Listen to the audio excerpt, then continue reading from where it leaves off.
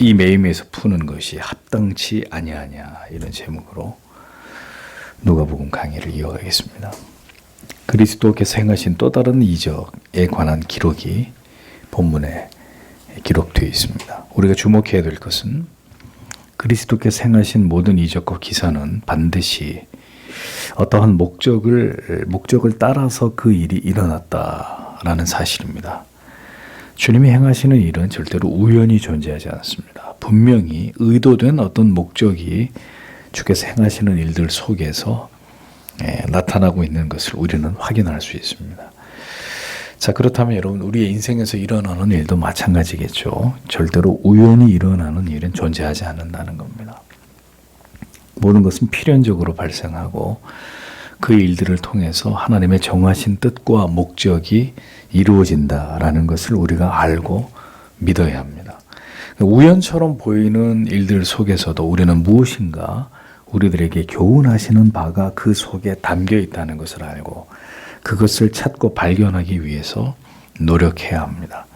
모든 일들은 그 일들이 일어날 수밖에 없는 이유들과 원인들이 존재합니다. 그 일들은 하나님의 주권적인 계획과 섭리하심과 절대로 무관하지 않은 것들입니다. 자, 주님께서도 어떤 일들을 어떤 목적 가운데 행하셨는지를 우리가 오늘 이 본문 안에서 살펴보도록 하겠습니다. 10절과 11절을 보십시오. 그리고 그는 안식일들의 회당들 중에 하나에서 가르치고 계셨다. 그런데 보라, 18년을 병약함에 귀신 들린 한 여자가 있었다. 그래서 그녀는 꼬부라져서 전혀 자신을 일으키지 못하고 있었다. 이렇게 기록이 되어 있습니다.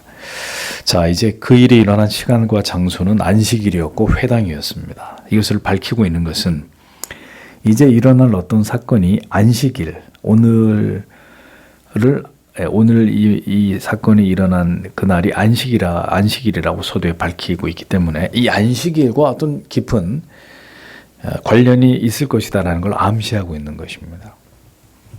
자, 무려 18해 동안 귀신에 들린 한 여인이 지금 주님의 시야 안으로 들어왔습니다.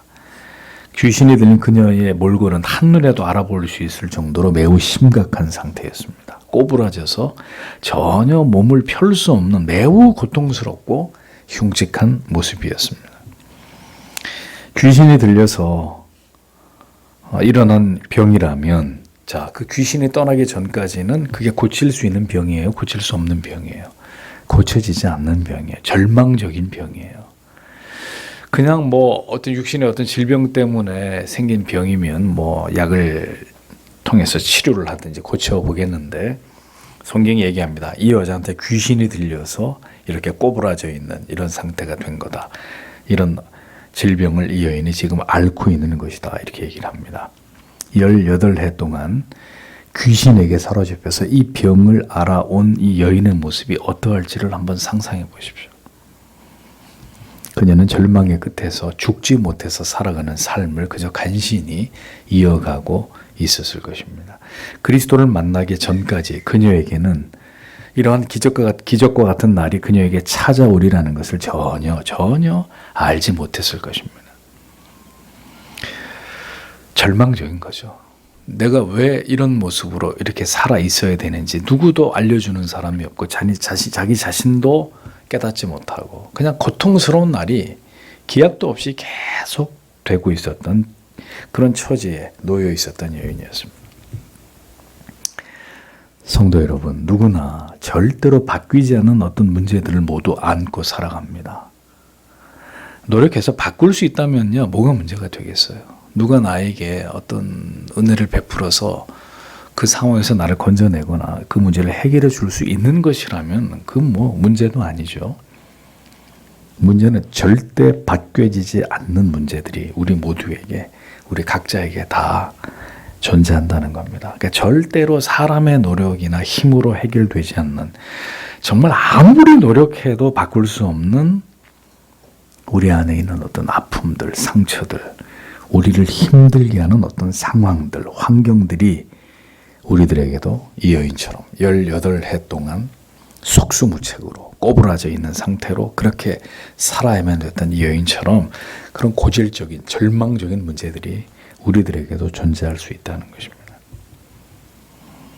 그 모든 문제들은 그리스도를 만나기 전까지는 절대로 해결될 수 없는 것들입니다. 오직 예수 안에 답을 찾을 수 있는, 예수 안에서만 답을 찾을 수 있는 문제들, 오직 주가 능히 그 문제들로부터 우리를 자유케 하실 수 있을 뿐이다 라는 것을 우리는 믿어야 합니다. 내 자신에게 어떤 문제든, 어느 누군가에게 그가 가지고 있는 어떤 문제든 예수만 해결할 수 있는 문제입니다. 예수가 그에게 찾아가시지 않는 한은 절대로 그 굽어진 게, 그 쪼그라든 것이 절대로 펴질 수 없는 이런 문제들을 가지고 있다. 죄인들은, 인간들은 그렇다는 것입니다. 회당에 들어올 때 이미 그리스도께서는 그 여인과 생애적인 만남을 갖게 될 것을 알고 계셨습니다. 그래서 주님은 이제 시간이 되자 그녀를 바라보셨습니다. 그 회당에 이미 들어올 때 그녀가 어디에 앉아 있는지, 어떤 모습을 하고 있는지 전능하신 하나님의 아들은 그것을 다 알고 계셨어요. 그래서 우연히 이렇게 마주친 게 아니라 이미 주님은 회당에 그녀를 시간이 되자 바라보셨고 그녀를 찾으신 겁니다. 그가 우리를, 여러분을, 당신을 바라보시는 때가 반드시 온다라는 것을 잊지 마십시오. 여러분의 그 오랜 해묵은 문제 속으로 그리스도께서 들어오실 때가 옵니다. 그 시간이 여러분에게도, 여러분의 가족에게도 찾아온단 말입니다. 자, 그래서 이어지는 12절과 13절을 보십시오. 그런데 보시더니 그녀를 부르셨다. 그리고 그녀에게 말씀하셨다. 여자여, 너는 너의 병약함으로부터 노임받았다. 그리고 그가 그녀에게 손들을 얹으셨다. 그러자 즉시 그녀가 똑바로 세움을 입었다. 그리고 그녀가 하나님께 영광을 돌리기 시작했다. 이렇게 적고 있습니다. 예수께서 그녀를 보셨습니다. 그리고 그녀를 부르셨습니다. 우리가 주를 찾기 전에 주님은 이미 먼저 우리를 알고 우리를 찾아오시는 분이십니다. 우리가 우리의 처지를 고하기 전에 이미 그 문제 앞에 서 계신 주님이시다라는 사실을 기억하십시오. 주의 뜻이 이루어질 때 주님은 지체하지 않고 이제 그 문제 속으로 들어가십니다. 그러니까 18년이라는 시간이 그녀에게 분명히 필요한 시간이었다면 그 시간을 그녀는 고통 속에 있어야 되는 거예요. 우리는 18시간도 아니고 18일도 아니고 1년 8개월도 아니고 18해를 구부러진 채로 접혀진 채로 살아야 된다. 끔찍한 시간이죠. 정말 짧은 시간이 아닙니다. 그런데 그 시간 동안 그녀가 그 모습으로 그렇게 존재해야만 하는 게 주의 뜻이었다면 그렇게 존재해야 되는 거예요. 그리고 18년이 지난 어느 날 이제 주님이 그녀를 그것으로부터 해방시키기 위해서 찾아오셨을 때 비로소 그 문제가 해결되는 것입니다. 그때가 역사적인 때인 거예요. 우리는 그 시간을 우리가 조정하고 싶어 하죠. 좀 더 빨리, 좀 더 일찍, 좀 더 신속하게. 하지만 하나님은 그녀가 18년 동안 꼬부라져 있어야 되는 그 시간들을 견뎌내야만 하는 것이 하나님의 뜻이었다. 그런데 18년이 지난 어느 날 단 하루도 더 하나님이 그것을 지연시키지 않고 그녀에게 찾아오셔서 그녀의 그 병으로부터 그녀를 해방시키십니다. 즉시 귀신을 내어줬고 그녀의 몸을 치유하십니다. 생명의 선언, 해방의 선언, 치유의 선언은 오직 하나님의 아들 예수 그리스도께서만 행하실 수 있는 권능입니다. 어떤 인간들이 주저넘게 나을지어다 떠날지어다 이런 헛소리들을 짓거립니까? 하나님의 아들께서만 여인아 오늘 네가 네 병에서 해방될 것이다. 하나님의 아들만이 명하실 수 있는 명령입니다. 주님은 그렇게 단번에 그녀를 붙들고 있던 귀신을 내어줬고 그녀에게 18년 만에 자유를, 치유를 허락해 주셨습니다. 주의 말씀과 동시에 주께서는 그녀에게 안수를 행하시고 그녀의 몸이 펴졌고 그는 하나님께 영광을 돌렸다라고 성경은 이어진 일들을 이렇게 기록을 하고 있습니다. 주님께로부터 치유를 받은 이 여인은 즉시로 하나님께 영광을 돌리기 시작했습니다. 영광을 돌리다 이 동사가 미완료 수동태로 되어 있기 때문에 정확히 번역을 하면 하나님께 영광을 돌리기 시작했다. 돌리기 시작했다는 얘기는 돌리기 시작해서 끝나지가 않았다는 얘기예요. 그러니까 계속 되고 있다는 얘기예요. 그녀의 하나님을 향한 영광 돌림이 단회적인 것이 아니라 지속적으로 계속해서 하나님의 아들을 통해 자기가 18해 동안 자기의 몸이 꼬부라져 있다가 이 몸이 다시 펴지는, 귀신이 떠나가고 자신의 몸이 다시 정상으로 변한 이것에 대해서 그녀는 계속해서 그녀의 몸이 꼬부라진 상태에서 펴진 이후로 그녀가 하나님 앞에 갈 때, 다시 돌아갈 때까지 그녀의 삶이 하나님께 영광을 돌리는 삶으로 그때로부터 시작해서 계속되었다고 성경이 말씀하고 있습니다.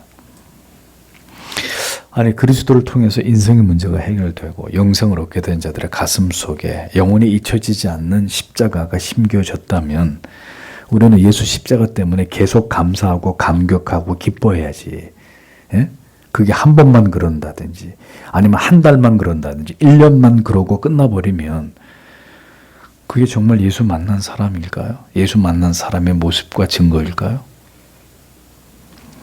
자신이 이제 무엇을 위해 살아가야 되는지를 분명하게 발견하고 이 여인을 보십시오. 하나님께 영광을 돌리기 시작하는 삶. 그가 낫자마자, 그녀가 치유되자마자 이제는 좀 멋도 부리고 샤워도 하고 목욕도 하고 옷도 깨끗하게 입고 이제 내 인생을 좀 보상받고 살아야 되겠어 하고 자기가 원하는 그런 것들을 시작한 게 아니라 즉시로 그녀의 몸이 자기의 몸에서 기적이 일어났다는 걸 깨닫자마자 그녀는 하나님께 영광을 돌리기 시작했다. 예수 믿게 되어서 새 사람이 되었으면 그때로부터 죽을 때까지 하나님의 영광을 위해서 살아야지. 예수 믿었다. 자, 이제 난 복 받는다. 이제 잘 먹고 잘 산다. 이제 가난은 끝났다. 불행 끝 행복 시작이다. 이렇게 나가는 것은 복음을 온전히 이해하지 못한 결과가 아니겠습니까?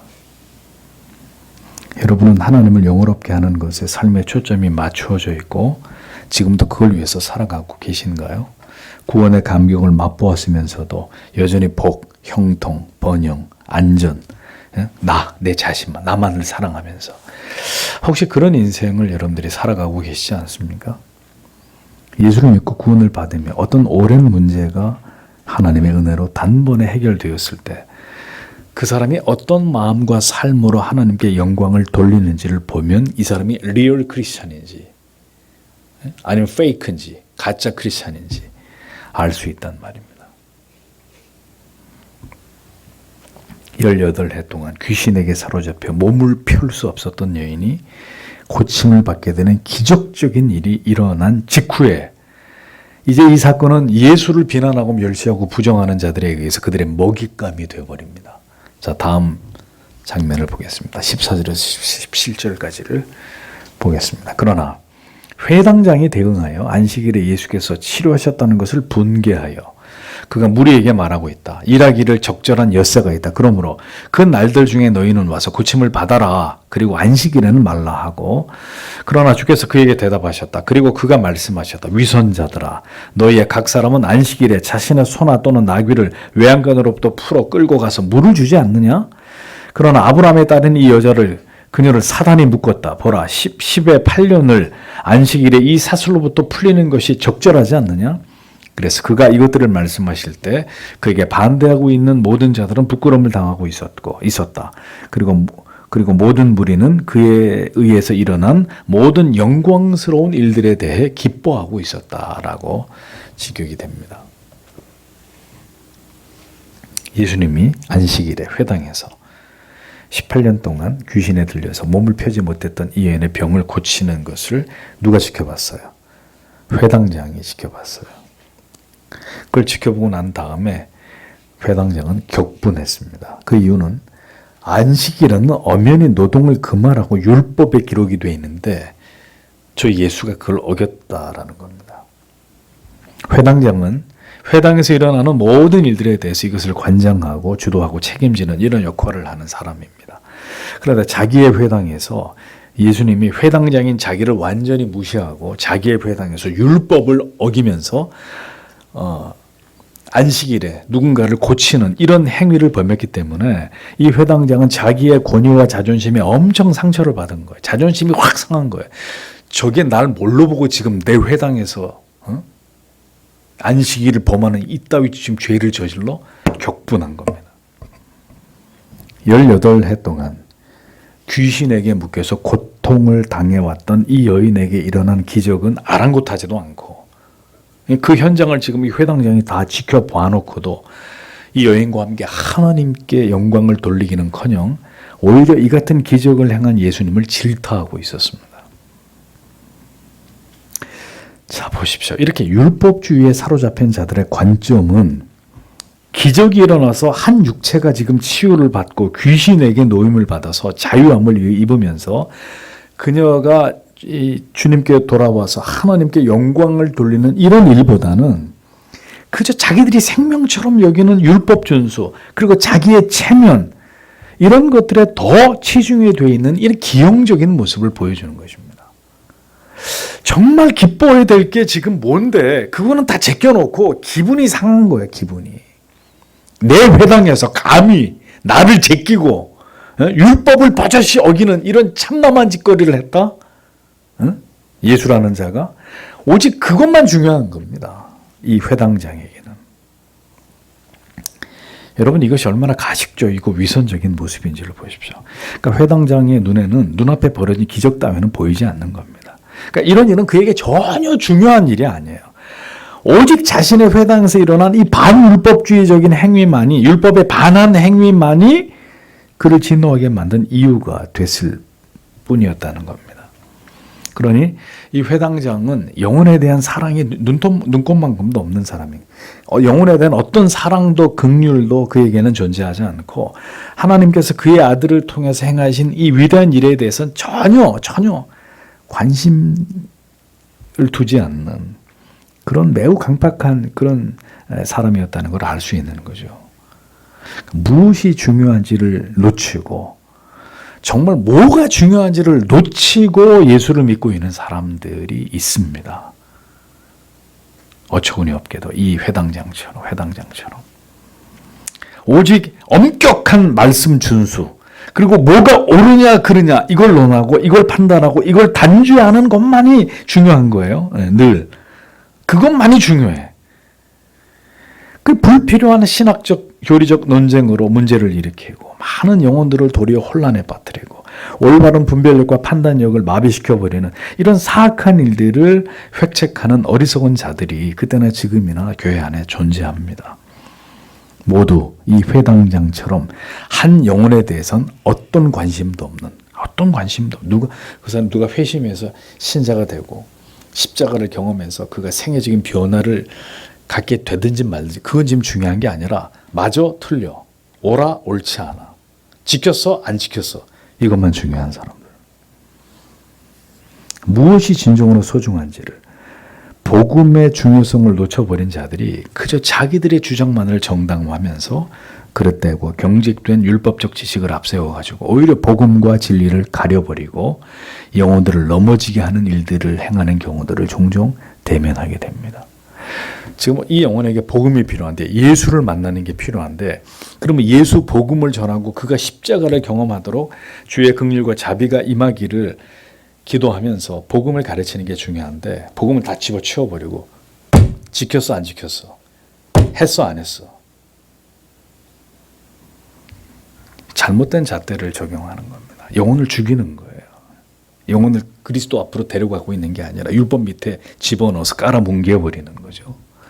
그런 짓을 하는 사람들이 여전히 있습니다.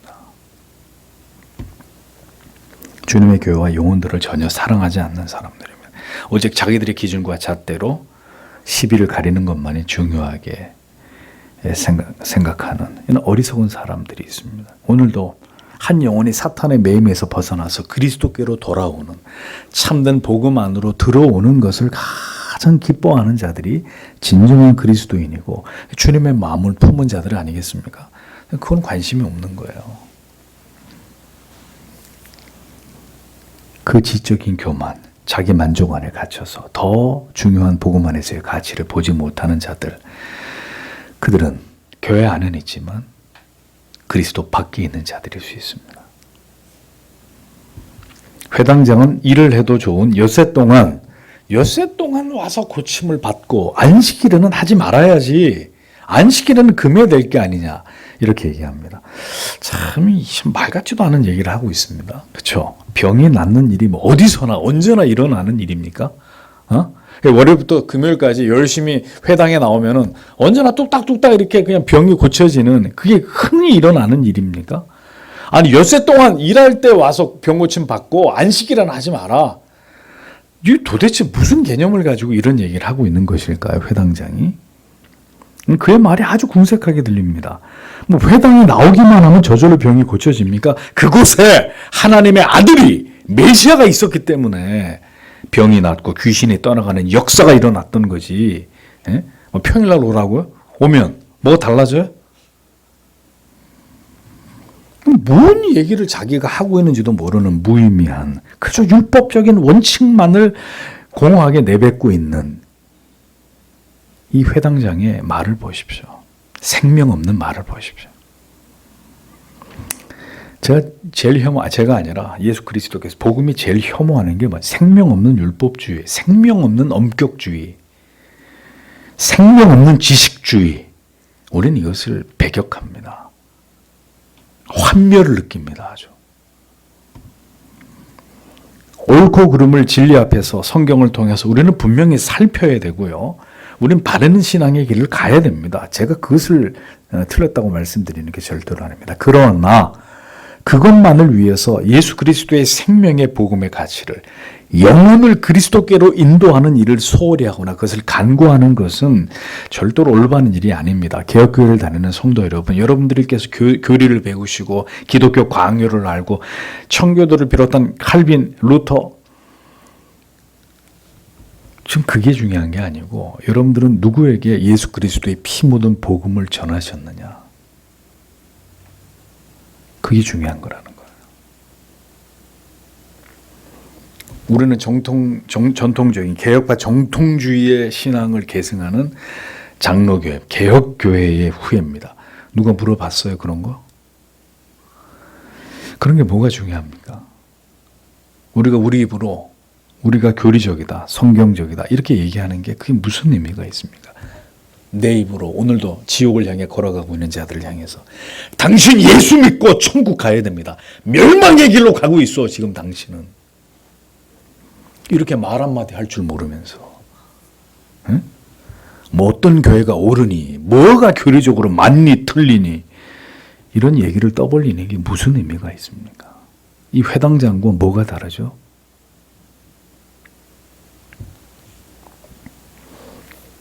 예수님께서는 회당장을 비롯한 유대주의 율법자들에게 외식하는 자들아 이렇게 일갈하셨습니다. 율법만 앞세우고 그 속에 영혼에 대한 사랑이 없고 복음을 멸시하는 자들을 향해서 주님께서는 그들의 그 검은 속을 꿰뚫어 보시면서 그 모든 것이 위선과 가식일 뿐임을 질타하셨습니다. 그리고 이어서 예를 들어서 말씀하셨습니다. 안식일에 너희도 너희가 가지고 있는 소나 나귀를 끌어다가 물을 먹이지 않느냐라고 말씀하셨습니다. 주님이 말씀하신 이런 규정은 율법을 당시 융통성 있게 적용하는 것으로 짐을 지우지 않는 한 또 나귀를 태워서 여행을 하는 그런 일이 아니라면 그냥 자기 집안에 있는 나귀나 말을 끌어다가 안식일에도 짐승을 밖으로 끌어나가서 물을 먹일 수 있는 이 율법에 근거한 말씀인 겁니다. 말씀인 거죠. 그렇게 짐승들도 물을 먹이는 것을 율법에 허용하고 있다면 미슈나에서 이런 부분들을 구체적으로 허용하고 있다면 18해 동안 사탄에게 매였던 여인을 내가 안식일에 그 매임에서부터 풀어주는데 그걸 너희가 반대할 이유가 뭐냐 도대체. 이렇게 주님이 회당장과 유대주의자들에게 반문하고 계셨습니다. 한 영혼을 구원하기 위해서 그를 치료하여 낫게 하는 이 일을 노동으로 규정해서 반대하는 그들의 논리가 얼마나 알량하기 이를 데 없이 빈약하고 어리석기 그지없는 것인지를 주님이 이렇게 분명하게 드러내고 계셨습니다. 복음을 전해서 무지와 어둠 속에 있던 영혼이 예수 그리스도의 십자가를 경험하고 구원에 이르게 하는 것이 여러분 그것이 신자인 우리에게 가장 가장 중요한 일입니다. 중요한 일입니다. 여러분들이 교리적으로 그렇게 탁월한 지식을 갖는 것보다 오늘도 예수 복음 전에서 한 영혼을 거기서 건져내는 그 일이 훨씬 중요한 일입니다. 교회는 복음을 전해서 예수를 믿게 하는 것입니다. 그것이 제일 중요한 사명입니다. 율법적인 잣대와 기준, 뭘 지키고 지키지 않고 뭐가 바르고 바르지 않고 이것을 먼저 논하는 게 절대로 우선이 아닙니다. 그것이 우선이 아닙니다. 죄인들에게 예수 그리스도의 복음을 전하고 하나님께서 믿음을 주실 때 그들이 진정으로 회심하게 되는 것을 가장 중요한 가치로 여겨야 합니다. 신앙은 분명히 하나님께서 기뻐하시는 성경의 원리와 바른 교리를 통해서 털을 잡고 그 위에 쌓아 올려져야 합니다. 이거 재론의 여지가 없습니다. 그러나 아직 그리스도를 믿지 않은 회심하지 않은 자들에 대해서 교회가 더 넓은 마음으로 기다려주고 율법으로 그를 구속하거나 더 씌우지 않고 오로지 복음으로 그 영혼이 회심되는 일에 전심전력해야 되는 것이죠. 그가 이제 그렇게 예수를 믿고 이제 어떻게 하나님을 믿으면서 어떤 삶을 살 것이냐의 문제는 그 다음의 진리를 통해 가르쳐도 늦지 않을 일입니다. 무엇을 지키고 지키지 않고의 논리 속에 가두어두고 그게 마치 신앙에서 대단히 중요한 것이냐 이런 율법적인 믿음을 강요하는 것은 성도 여러분 그리스도의 십자가를 가리우는 어리석은 일이 아닐 수 없는 것입니다. 오직 예수만을 높이고 십자가의 복음만을 전해서 영혼을 어두움과 그 영벌에서 해방시키는 일을 예수 그리스도께서 그렇게 중요하게 여기셨다면 그래서 안식일도 주님이 기꺼이 걷어붙이시고 18해 동안 사탄에게 매여서 꼬부라져 있었던 그 여인을 치유하심처럼 주님이 그걸 그렇게 중요하게 여기셨다면 우리 역시 바른 진리, 참된 믿음을 지키는 일들을 중요하게 여기는 한편 참된 복음을 더 힘써 전해서 예수를 알지 못하는 자들이 예수를 만나고 회심의 은혜를 경험하도록 영혼들에게 복음을 전하는 일을 그 가치를 더 중요하게 여겨야 된다는 것입니다. 개혁교회는 왜 전도를 하지 않을까요? 에? 알아서 다 믿을 거니까.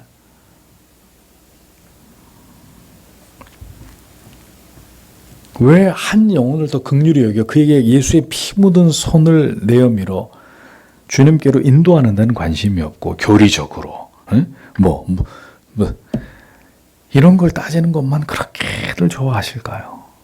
참 이게 참 너무 기형적으로 개혁주의 신앙이 한국교회에 잘못 뿌리 내린 그런 안타까운 모습들을 우리는 이 성경 말씀을 대면하면서 우리의 머릿속에 떠올려 보는 것입니다. 과연 이렇게 하는 것이 옳은 것인가? 예수님의 말씀에 부끄러움을 당하고 있었던 사람들이 누구였습니까? 회당장을 비롯한 유대주의자들이었어요. 주님의 마음, 참된 복음의 가치와 그 의미를 알지 못하고 영혼을 진정으로 사랑하지 않는 자들은 결국 자기들의 그릇된 관점과 고집으로 인해서 부끄러움을 당하게 되는, 수치를 당하게 되는 거예요. 그러나 진정으로 예수 그리스도를 통해서 사랑과 자비와 긍휼을 맛보게 된 자들은 그 모든 일들을 통해서 더 하나님께 영광을 돌리게 됩니다. 하나님께서 그리스도를 통해서 행하신 일들에 대해서 그 위대한 복음의 능력을 통해서 구원을 받게 된 그 모든 영혼들에게서 일어난 그 일들을 통해서 더 기뻐하고 감사하게 되는 것입니다. 여러분 그게 참된 믿음이고 참된 믿음을 가진 신자의 정서입니다. 한 영혼이 회심해서 예수를 믿고 우리와 한 가족이 된 거는 기쁘지 않고 교리적으로 뭐가 맞니 틀리니 여기에만 쌍심지를 키는 신앙이 주가 보실 때 결국 바른 신앙일지에 대해서 우리는 더 늦기 전에 이런 부분에 대해서 우리가 자성할 필요가 있다는 것이죠. 오늘도 바른 복음을 통해서 한 영혼이 주님을 만나게 되는 이 일을, 이 가치를 가장 중요하게 여기는 서교 장로교회가 되기를 바라고 이 자리에 계신 여러분들이 됐으면 좋겠습니다. 우리는 분명 성경을 중심으로 교리를 배우고 하나님을 영어롭게 하는 믿음으로 좁은 길을 가기를 원하는 자들이지만 그럼에도 불구하고 놓치지 말아야 될 것은 언제든 예수 그리스도의 이 생명의 복음을 통해서 영혼들이 주님을 만나게 되고 자기가 죄인인 것을 철저하게 회개하게 되므로 오직 예수만이 나의 구주이심을 확신하게 되어서 이제는 살아도 죽어도 주를 위해 하나님을 영어롭게 하는 일을 위해 인생의 초점을 맞추는 이런 영혼들이 이 공동체 안에서 이 교회 안에서 일어나는 일을 위해서 우리는 최선을 다해야 한다는 것입니다.